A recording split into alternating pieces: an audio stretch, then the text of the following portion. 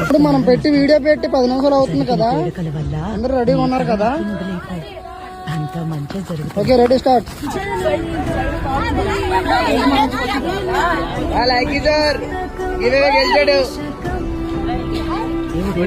ఎన్నో కష్టాలు పెడుతున్నాడంటే అతను ఏదో మంచి పని కోసం సిద్ధం చేస్తున్నాడని అర్థం. పీడకల వల్ల మీ కళ మొత్తం వదిలేకుండా అంతా మంచిగా జరుగుతుంది.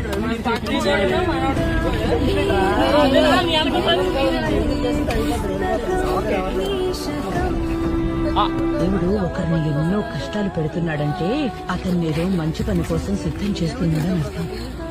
జరిగిన పీడకల వల్ల నీ కళ మాత్రం వదిలేకుండా అంతా మంచిగా జరుగుతుంది.